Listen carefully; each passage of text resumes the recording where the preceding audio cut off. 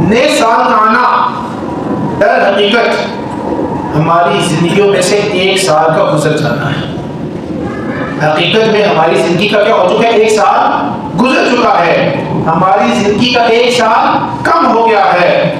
تو کیا زندگی کا یوں لمحہ بلمحہ گزر جانا ہمارے لیے خوشی کا باعث ہے، یا جو زندگی کا عرصہ گزر گیا ہے اس میں اللہ کی عبادت نہ کر سکنے کی وجہ سے جو گناہ ہو چکے اس میں ہمیں نادم و شرمندہ ہونا چاہیے.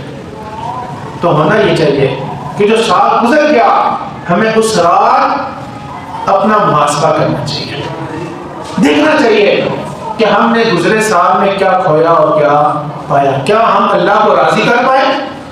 کیا اللہ کے بتائے ہوئے احکامات کے مطابق ہم نے زندگی گزاری؟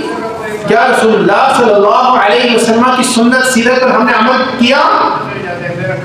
یہ دوسری بات ہے.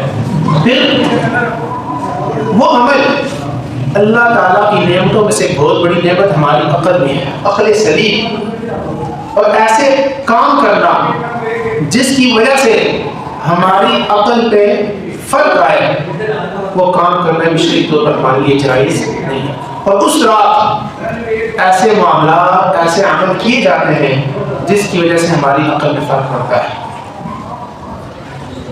زوردار قسم کے گانے گانے کرنا، فائرنگ کرنا، آتش بازی کرنا، شراب پینا، یہ وہ چیزیں ہیں جو ہماری عقل کو ضائع کرتی ہیں. عقل اللہ نے اس لیے دی تھی ہم اللہ کی نشانیوں میں غور و فکر کریں. عقل اس لیے دی کہ ہم دین متین کو حاصل کر کے اس کے مطابق زندگیاں بسر کریں.